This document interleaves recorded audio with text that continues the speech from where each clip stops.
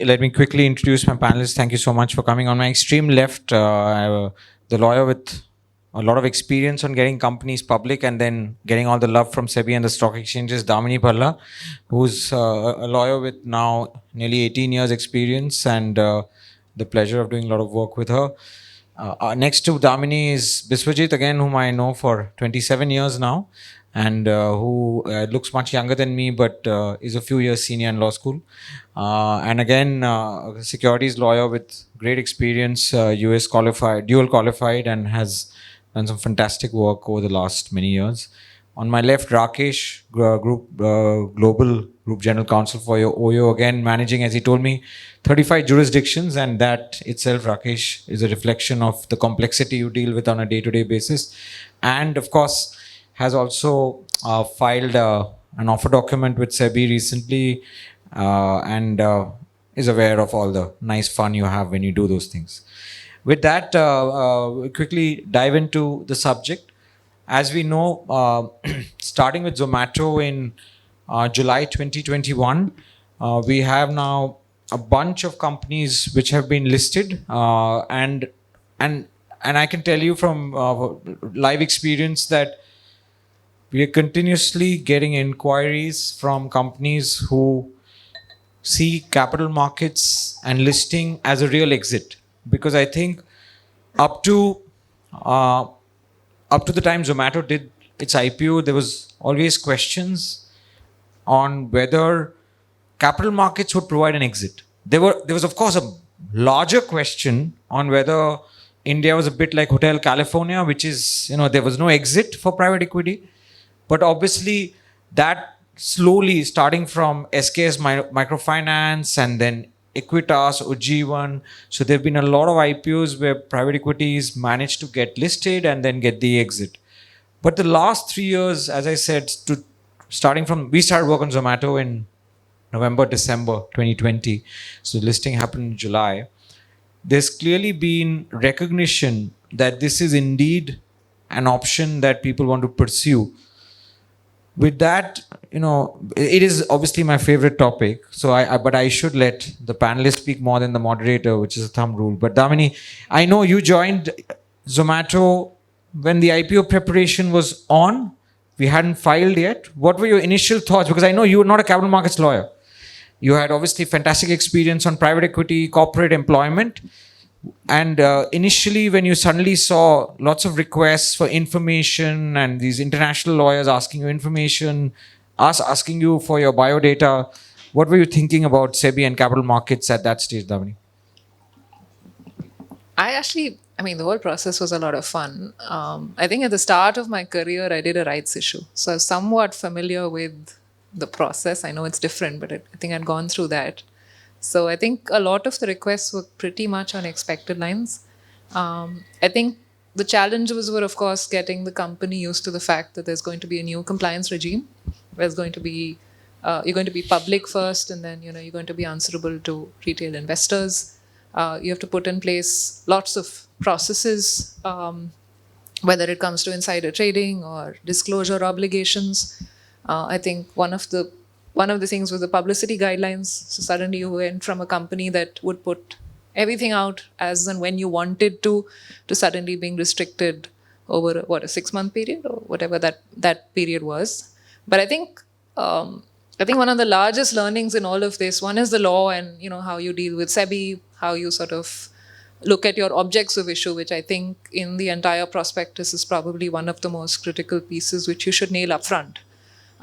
Was also the need to work across functions and as one team, and to be really nimble, because I don't think it's a process it can be driven by one team, but it's a process that's collaborative. You need the business folks, you need the compliance folks, you need the finance folks, the secretarial folks, legal folks, the employment folks. And I think that was what was lovely about our IPO, the entire team driving that process and that level of collaboration. And of course, we had a fantastic set of external advisors led by you, thanks to you. But I think that entire process was only possible because we had an amazing level of collaboration.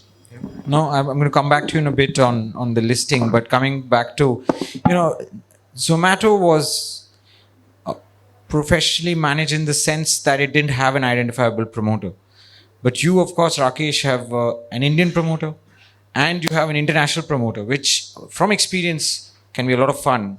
But just thoughts which can be shared publicly, and if there's something which can't be, then I'd request you not to. But in your preparation, and you had a public filing in 21 September, and how did that whole process work out? Did you agree with Damini? Did you see the same level of complexity, or did you all do it differently? Because she didn't have to deal with the promoter at all. So I'll just put it in two to three buckets of this. First of all, I totally agree with what Damini said. As far as it's like people say that it requires a village to raise a child, right? And if you think that IPO is going to be an exit process for somebody, I think some people will not like it. And I can tell you this is what we have received as observations, not in writing or anything, but from different think tanks. That's not is something that people in the external circle will appreciate at all. That's one. I think integrating the whole business, whether it is business, finance, operations, administrations, legal, HR, I think that integration is going to actually drive how you are actually going to perform as an organization, not pre-listing for the filing, but it's actually day-to-day, month-to-month, quarter-on-quarter after the listing. So that is going to drive. So I'll give you a classic example. Before we even filed our papers, when we used to have the board meetings, we had a lead independent board member, right? As a startup tech company, I think this is one of the unique things that we did to start thinking like a listed company, right? We had, for example, executive sessions of the independent directors, which is not a mandatory requirement of the SEBI guidelines. Prior to your filing. It is prior to our filing. So from a SEC standpoint, this is a must.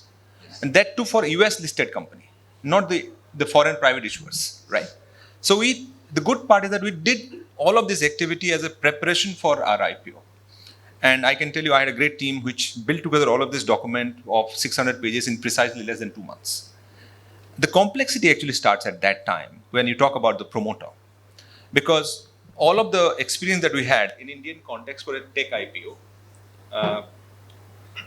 everybody was filing the papers as if it is a professionally managed and driven company. Which yours was also. Like we are as well, right? Yeah, absolutely.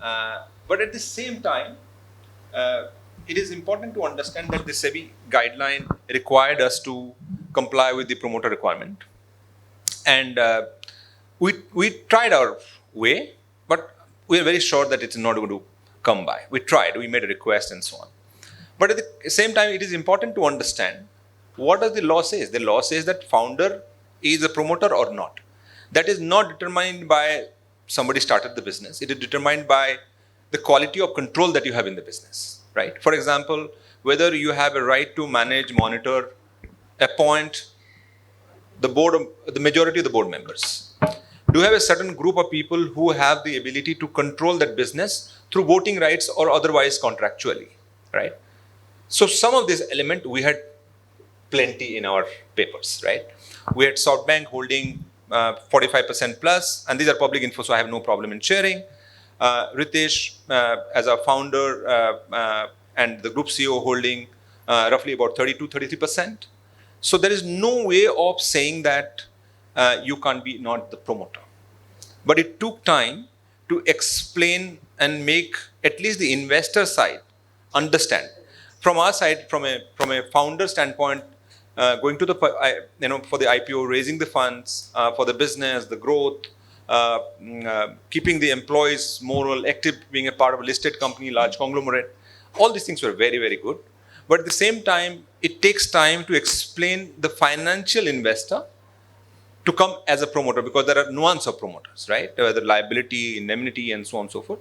It took time, and we accepted that as a fact, and actually we moved from, not that we are not, by the way, we are actually very professionally managed, board-driven company. But at the same time, we had to actually go to the rule book of saying that we have SoftBank and our founder Ritesh remain as a promoter of the company. This is now. No, I think we have to just share. They don't want us to have two separate mics.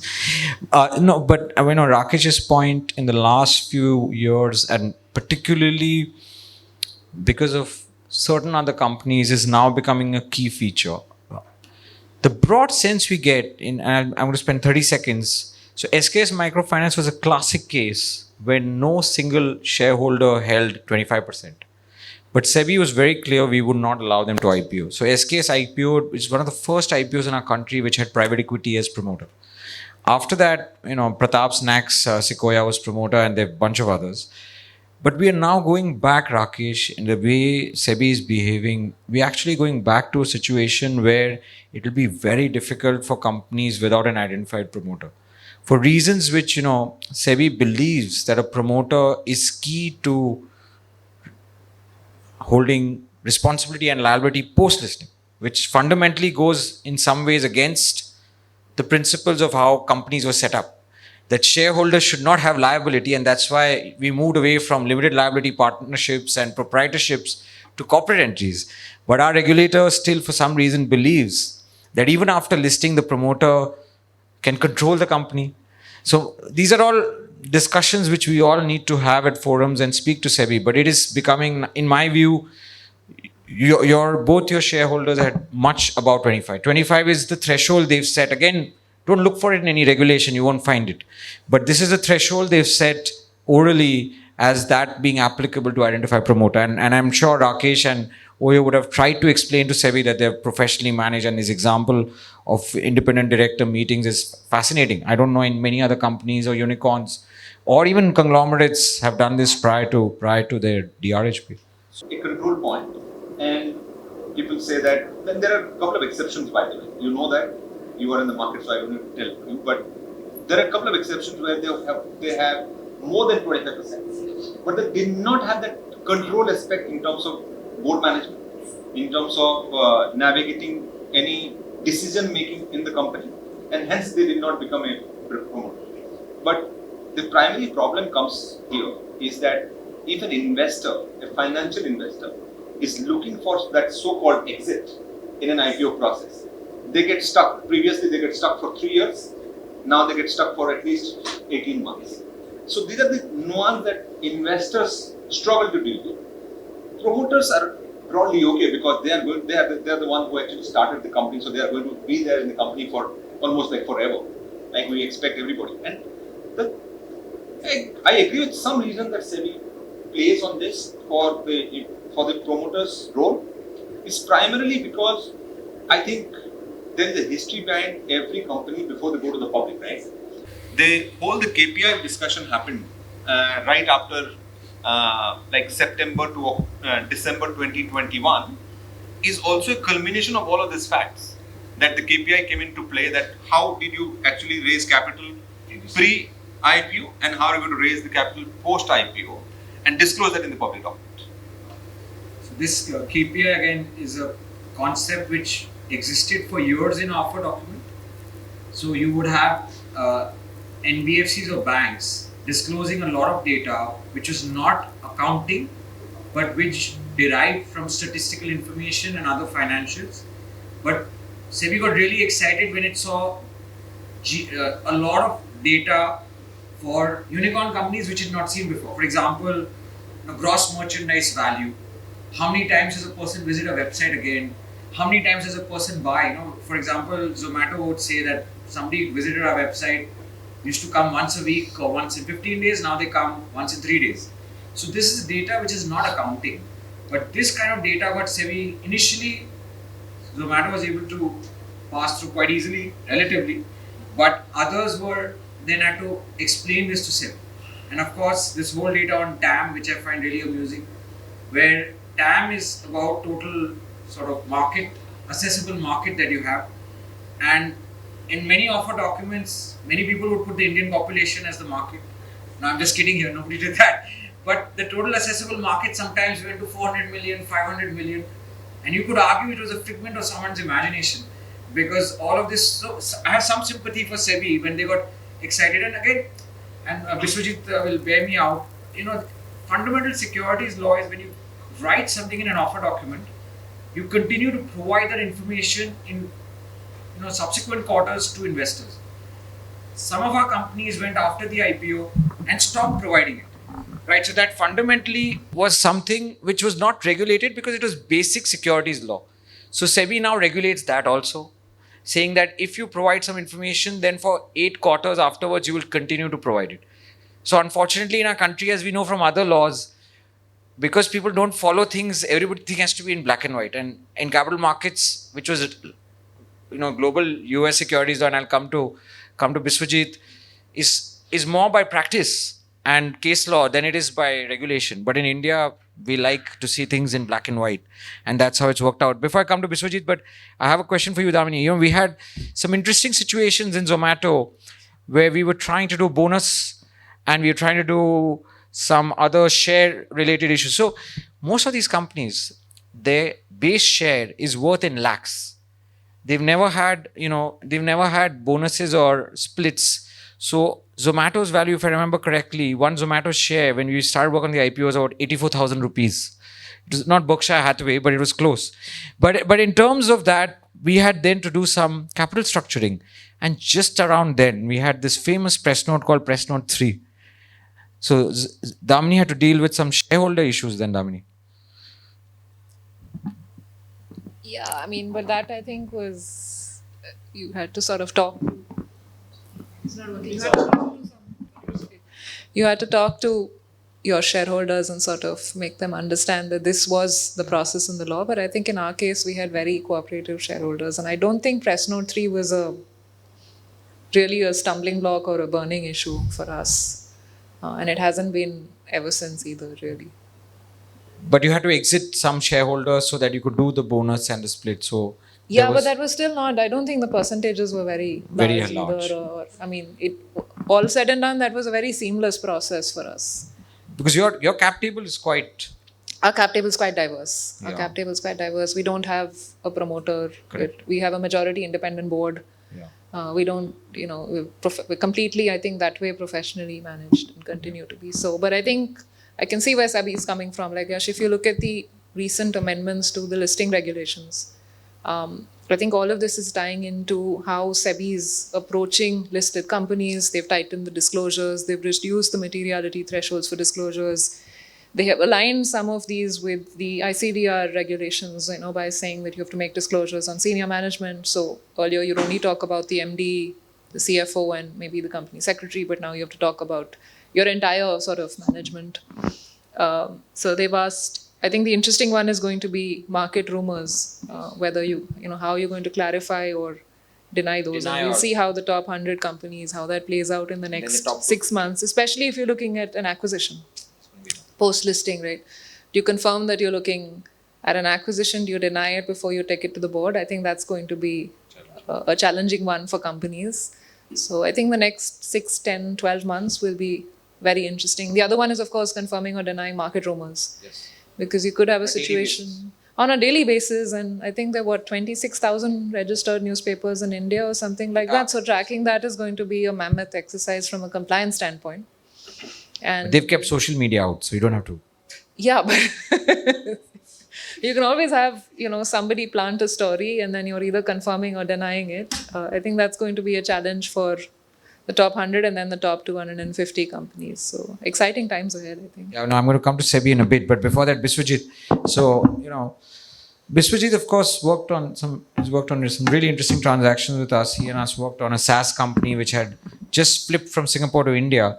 But why are financials so important for US securities law, Biswajit? This particular transaction obviously had a lot of complexities because the structure was spread across different entities in at least 6 or 7 jurisdictions, including the US, and they were all held separately. And then I think the original plan was to do a US listing, which didn't happen, as you know, and then therefore the flip into India and then trying to do an India listing. We're still in the process, as you know.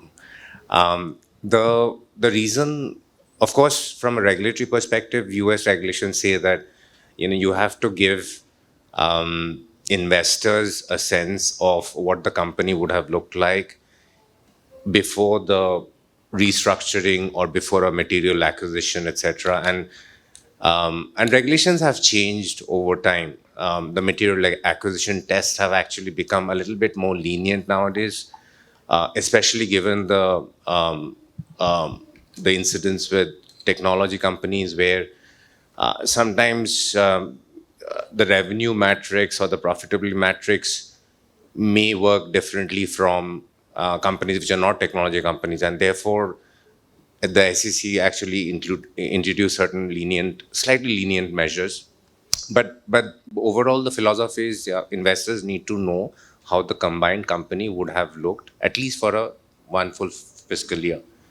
But I think what we faced in a lot of these transactions was that from a marketing perspective, it became so important to show a comparable 3-year track. And that's the only way that the bankers can build up a story on the marketing side and how the combined company or entity and the business would have looked like for the last 3 years. And this is something that we have really struggled with because the SEBI regulations is slightly different from the US regulations, because SEBI says if you have already acquired an entity, may not be applicable to this particular transaction, but SEBI's thing is if you have already consolidated on the balance sheet, the P&L is not so important. Whereas from a US perspective, both the balance sheet as well as the P&L, irrespective of whether it's already consolidated in the balance sheet, the P&L has to go back a year at least to show that pro forma financial statements. And that's the sort of difference between the regulations. But I think SEBI has been very, very, I would say, proactive in understanding the issues that the bankers are facing from a marketing perspective, especially for sort of new age companies like this, which were a large part of their operations is US centric. They haven't really done audits in the US. As you know, audits for private companies is not a must in the US, and therefore they're doing an audit for the first time. And then to bring all of that together for investors' perspective, they actually were quite supportive. I think we faced a lot of issues from the accountants who were not comfortable introducing a new set of regime that would probably put a little bit more responsibility and liability on their plate. And as smart advisors, they don't want to take up that responsibility and liability. But SEBI more or less has been quite supportive in terms of saying that, yes, if you want to do it that way, we have absolutely no problem, as long as you have the correct assumptions presenting it. And we do face that all the time. And then I think coming back to your real question about SEBI sort of acceptance, my personal view is that for whatever reason, as lawyers, our interaction with SEBI in India is so much more limited than lawyers in the US, for example. So in the SEC, the regulations are really sort of determined or led, or the clearance of the documents are led by they have 300 lawyers in their legal department, and the lawyers their legal department will only speak to the lawyers, not the banks, because they understand the banks actually have a inherent conflict of interest. The banks are trying to sell the deal. The lawyers are the gatekeepers and the disclosure, and determines the disclosure requirements, and therefore their preference is to deal with the lawyers. But in India, as we have seen the markets evolve, we are still pretty much, we sit in the back benches prodding the bankers to sort of relay our concerns. Tutoring. Okay. Since there are no bankers, I can agree to that. But it is, it is quite a challenge that way to just, even to try and understand what is SEBI's thinking, and to even address how we can address that particular concern without knowing what the thinking is. Sorry. No, I think this is fascinating. When I was sort of starting capital markets and then we're starting deals, no banker in the US speaks to SEC, only lawyers speak. And the quality of the conversation and the outcome is a substantially superior sort of there. But even in UK, we've done deals in UK, it's mainly the banks. So UK and India follow more sort of similar things. But I want, a lot of unicorns do M&A before going ahead with their filings. What are your thoughts on that? Thoughts, challenges, what are the experiences we've had on that? I think we discussed the concept of the pro forma financial statements. Disclosure and some of the other complexities. Disclosure, complexities, etc. And especially a lot of these new age companies have been very acquisitive, right? And therefore, to some extent, we do share the concern, or we do understand the concern that SEBI has with, frequent acquisitions just before going in for an IPO, because your valuation just sort of shoots up, and then therefore the pro forma financials become very important in terms of disclosure. If it's roughly in the same business, it makes sense. But sometimes if it's slightly diversified, another parallel vertical that they're entering into, it really becomes difficult to understand what the synergies are. You can prepare a pro forma which presents a financial impact on the company, but what is a business synergy? And that's very, very difficult to capture. I think that's one thing that we're faced with most of these acquisitions before the. So this again is something which unfortunately a lot of unicorns have tended to do. And the regulator, and it's very logical, people are buying securities in the parent, right? So everything that comes has to be disclosed. So big challenge to diligence it. And sometimes you value the acquisition at X, but the value of the company becomes 3X because of X. Absolutely. So SEBI says, what's the magic here? Let me try and understand this. And again, obviously there's been a lot of criticism of SEBI in the last 12, 18 months. They've become a much tougher regulator, sometimes more unpredictable, but they're also facing a lot of flack on why they're clearing documents. Again, without mentioning deals, we've seen situations where independent directors have been asked to submit to SEBI what is the path to profitability, a forward-looking statement on what is the path to profitability for many of these companies. So there has been again, it was a company which had done an acquisition. Yes. Few months before. So as capital market lawyers, we say either you do acquisition or you do capital markets, completely different. But now we're seeing a lot of situations where it's almost happening together. So that, creates finance and disclosure on pro forma, which Biswajit mentioned, but it also creates a lot of complication on disclosure, because you need to disclose everything about the company. And this company is doing an IPO, has just acquired this entity. So we need to diligence their last 3-5 years, hope there's nothing new, because the board of directors takes liability for the entire setup. So it creates a lot of issues. The other bit, sorry, just to add one more point to that, the other bit that is really concerning is that, what you mentioned, new company, we don't really know what has gone on and the kind of level of corporate governance that was there. As you know, all regulators have been really focused on corporate governance, disclosure around data privacy issues and things like that. And especially for new age companies, this whole discussion around operating metrics or KPIs are a completely different level altogether, because a lot of all these new age companies, depending on what, like you mentioned, TAM, for example, a lot of them have different definitions for that. And to come to a meaningful understanding of that term, frankly, even the bankers, as good as they are with the numbers, they still struggle. And us lawyers, we can't count beyond our number of fingers. So it is that much more difficult for us to really understand how to appreciate that. So from the acquisitions perspective, I think that's another angle that really people have struggled with. How do you historically go back and say that these are the key performance indicators or the operational metrics that justifies the valuation that we are providing? Absolutely. Coming to just add a small point here. I think there is a logical requirement for that as well. Yes. So when we are doing a filing, our most critical financial parameters, not most critical, everything actually is getting circled up by the independent chartered accountant, right?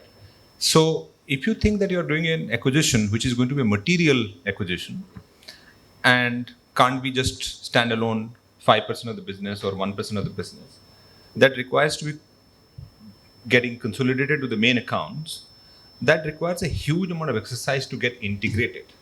And just let's stay away from the perspective of whether there is a corporate governance issue. You have already addressed that in an acquisition, assume for a while. Yeah, absolutely. But there is a huge practical requirement of solving that for filing and disclosing that in the paper. Because somebody has to justify that, oh, sorry, I did that audit of that specific account and I have a circle of each and every line item, right? And this is exactly the reason there is a similar proposition post-filing also, right, in terms of publicity guideline and all, that anything that you can't circle up, you can't publicly talk about, right? And of course, there are many nuances on that. So the point I was trying to make is that, in fact, the lawyers also are giving advice, and I was speaking to some SEC counsel that before 6 months of an IPO process, you should stop all this activity to be more practical. Absolutely. Classically, we would agree with you, but world is not going there. But I have one more question for you, Rakesh. Now, this is not in my capacity as a lawyer. Forget for a moment I'm a lawyer. I'm the moderator of this panel. And I unfortunately can't ask you when you're going to IPO. But a few thoughts on why, Oyo, for everybody's knowledge, is the second company in India which filed a confidential filing. Now, it's confidential because we can't see the document. But the fact that they filed confidentially is something they had to publish in the newspaper the next day, which they did, which is why I know. But why a confidential filing, Rakesh? Look, I think I will keep Oyo aside for a while and let me explain why people do confidential filing.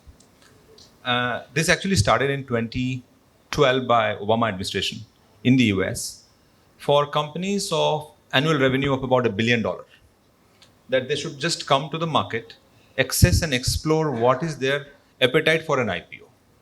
And what does that mean, right? Eventually, you're actually delaying your critical information from the eyes of the competition. When you are thinking that I'm going to the public and let me explore the market, let me see what SEBI's response, let me go through the observation process and all this it can take 2 months to 5 months, 8 months, right?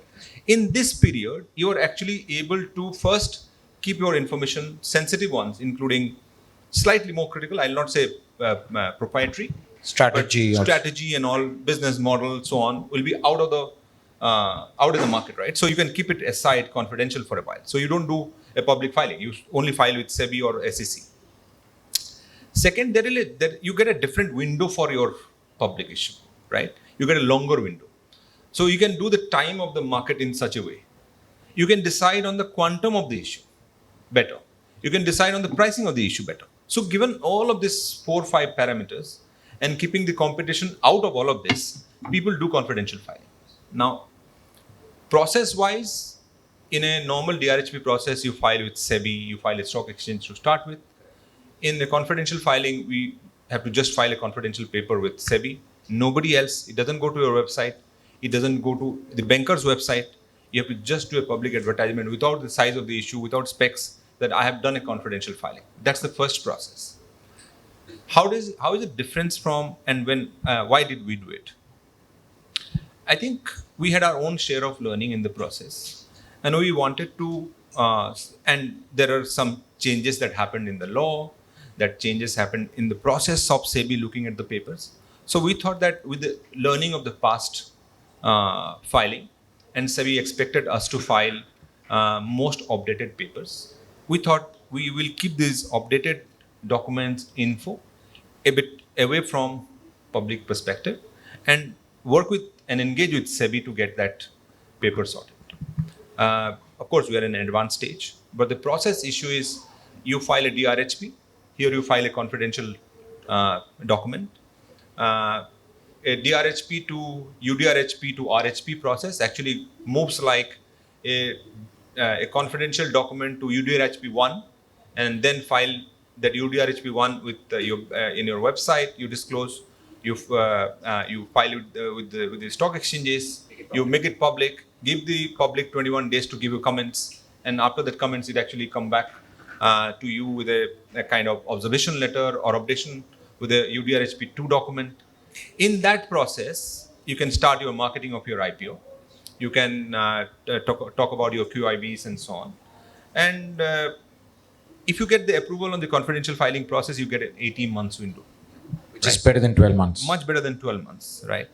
Having said that, your other process trigger is quite close to the same process as RHP, DRHP to RHP, because whether it is your OFS that gets calculated basis what you have done actually at the RHP process, or you do a timeline of 12 months versus 18 months, and you file your UDRHP1 document with a condition that if you get an approval on a confidential filing, you must file your UDRHP1 within 16 months. That's the broad key differences why we thought that we can access this window to get a longer runway, understand the market better, because we have seen the market going in a different direction because of mostly the external factors. So at this time, like everybody else, we wanted to keep some of our new important information out of the market. And second, we wanted to have a longer window for our IPO for the right time for the market while we remain IPO ready at all times. No, I think that's fascinating. So I think this is exactly the analysis a lot of issuers are now doing, and considering whether filing confidentially is beneficial as compared to filing publicly. I just had a quick question or follow up on that. Does the fact that we actually in India provide that announcement of the confidential filing, does that take away some of the benefits of the confidential filing? Do you see that at a practical level? Because truly, like, I mean, from the US perspective, confidential filing also allows, because I think it was developed also for companies to go out there and feel the market, like you said, and withdraw without having lost face. Unlike here, if you're making the confidential filing and announcing it, while definitely is very, very helpful in terms of protecting the competitive information and other things, whether you see any sort of downside to that. Suppose tomorrow, for whatever reason, I mean, market condition, otherwise, is it a loss of face that benefit? Of course, for you, it's a really large company, but a lot of the smaller companies may have a different agenda for. No, I agree, and I quite can make a statement that, look, IPO is most of the time, different people have different perspective, but it is also a marketing document for the company. Another way to look at it, right? The world knows you through this document tomorrow, if you file it today, right? Now, that's the assessment that you need to do, that you get your marketing window at a suitable point of time, right? The assessment is you making a filing today versus 6 months later after SEBI gives you the confidential approval. I think that is a choice that remains, but you will be always able to market your documents, right? Of course, you will be always within the same level of obligations on publicity guideline. As long as you're consistent with your past practices on talking to the market, engaging with the external communication, let's say media, public, without financial projections, without confidential number that you have filed and so on, it is okay to remain engaged. But I don't think there is a downside per se of losing a value of that marketing proposition that you may think of, which is a great point, by the way, people should think of. But probably the assessment of the benefit of a confidential filing, of delaying the competition to know about you, the getting a bigger or longer runway to the IPO, depending on the market conditions, ability to navigate the pricing of the issue and the size of the issue, the structure of the issue, versus this initial 5 months or 3 months or 4 months of marketing window, which you will get anyway after getting the UDRHP1. I think that's an assessment the company has to do. And I think the other, Rakesh, I feel that having your document out in the public means people are seeing it every day and writing every day, taking parts of it. One newspaper takes some part, another newspaper takes some part. The fact that you filed it confidentially, I think people can't keep writing about it. Its own way, it's a nicer way. You're not constantly in the public glare. Though the fact that you filed is known, but there's still much more, it's happening. I think there's a benefit to that. There's a benefit. You can continue doing your regular business and not be fully stressed about what everybody's saying about the document you filed. So if the approval process is longer in a DRHP process without confidential filing, it is an absolutely advantageous position than the other case, right? Because you're right to say that there will be a glare unnecessary for a longer period of time of the approval process. You will be on constant scrutiny, right? So, and which is not wrong that you should be always scrutinized, but then it is a lot of challenges when actually you're doing a day-to-day business. You would like to still look. I think many times when people go through this IPO path, there is a kind of attention diversion from running the day-to-day business and running an IPO process. I think the business must continue probably more than 100% focus, because the market is completely unforgiving from the day zero. You are becoming listed. Question to you, Damini. In terms of, you again did mention some of the challenges post-listing, but just to make life more exciting for yourself and Zomato, you all decided to do a big bang acquisition post-listing. What was the experience of that? Was it fun with SEBI during the process?